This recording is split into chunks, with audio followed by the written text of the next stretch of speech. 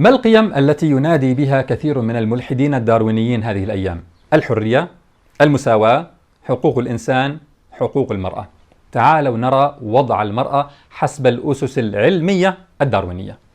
كان داروين قد بذر بذور وصف المرأة بالدونية تطوريا، ففي كتابه أصل الإنسان عقد فصلا بعنوان القدرات الذهنية للرجل والمرأة، وقال فيه عن بعض خصائص المرأة هي خواص الأعراق الأدنى. ثم جاء العالم الفرنسي المعروف غوستاف لوبون ليقول في منشور علمي في المجلة العلمية ريفيو دي أنثروبولوجي عام 1879 المجلد الثاني العدد الثاني: وما سأقوله هنا غريب صادم، لذلك أضع لك المرجع فراجعه. وقد راعيت الترجمة الحرفية لما ورد في النسخة الإنجليزية من المجلة مع اختصار فقط، وهو نقل طويل سأقول في آخره انتهى لتعرف أنه انتهى. يقول غوستاف لوبون: في أكثر العرقيات الذكية كما في الباريسيين هناك عدد كبير من النساء اللواتي حجم أدمغتهن أقرب إلى الغوريلات من الرجال الأكثر تطورا، وهذه الدونية واضحة جدا. كل علماء النفس الذين درسوا ذكاء النساء يدركون اليوم أنهن يمثلن الأشكال الأكثر تدنيا من تطور الإنسان، وأنهن أقرب للأطفال والسذج منهن للرجال البالغين المتحضرين.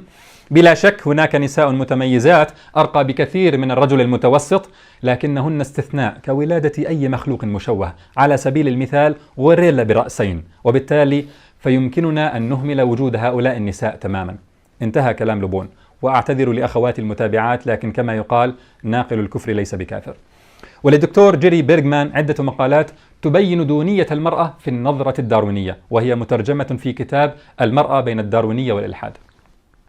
مما سبق أظنه أصبح واضحا أنه على أساس التطور الدارويني الذي يتبناه الملحدون لا مساواة ولا حرية ولا حقوق إنسان ولا حقوق مرأة، فهذه القيم التي ينادون بها تهدمها داروينيتهم.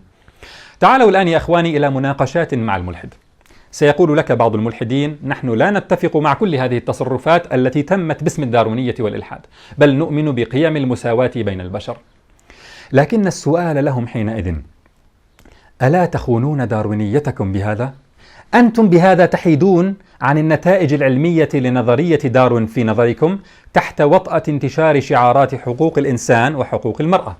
فحسب داروينيتكم عليكم أن تكونوا أوفياء للصراع قانون الطبيعة الذي جاء بكم إلى هذه الدنيا، وألا تخونوا الطبيعة العمياء التي جاءت بكم، وألا تمنعوها من السير قدما في مشروع الانتخاب الطبيعي للأقوى.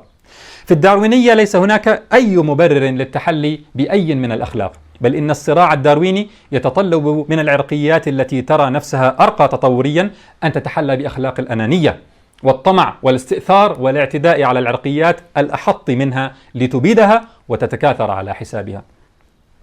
أنت أيها الملحد أمام أحد خيارين: إما أن تتبع أسلافك هؤلاء وتتبع نهجهم الإجرامي الأخلاقي حسب داروينيتكم، أو أن تقر بالقيم الأخلاقية وقيم المساواة بين البشر من حيث الأصل وترفض الممارسات الداروينية المذكورة، وحينئذ فأنت تناقض نفسك، لأن تفسيرك المادي للكون لا يصلح كأساس للقيم المعنوية كما بينا في الحلقة الماضية، ولأن اقتراضك لأخلاق من خارج منظومتك الفكرية المادية هو اعتراف ضمني منك بفشل منظومتك المادية الداروينية وعدم كفايتها في تلبية حاجات الإنسان.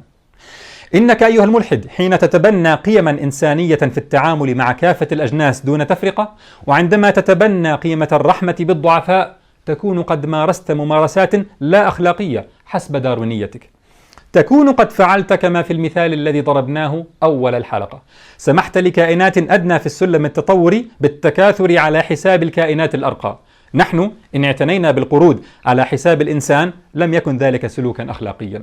داروينيتك تجعل رحمتك بالأجناس الأخرى والضعفاء والمعاقين تبدو مثل هذا السلوك. انظر إلى علمائك الذين انسجموا مع داروينيتهم ولم يناقضوا أنفسهم.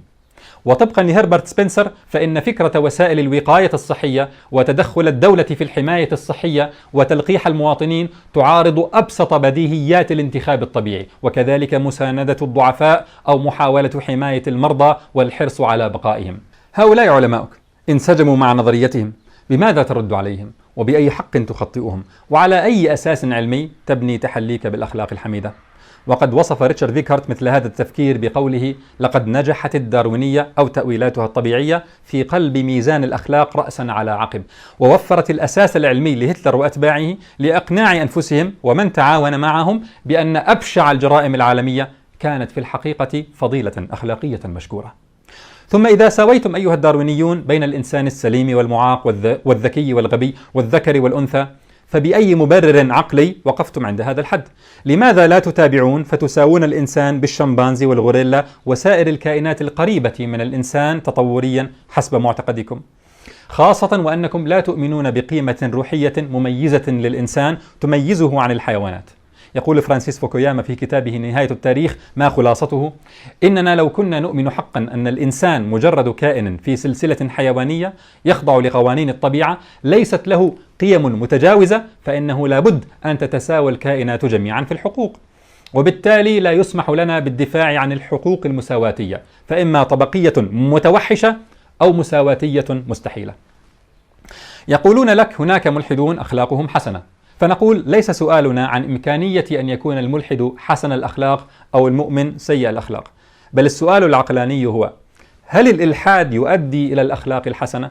لا شك أن ما لدى بعض الملحدين من أخلاق حسنة ليس سببه إلحادهم، فالاعتقاد بأننا في هذه الحياة بلا هدف بلا رقيب بلا جزاء على أعمالنا خيرها وشرها، هذا الاعتقاد لا يمكن أن يكون دافعا نحو الأخلاق الحسنة.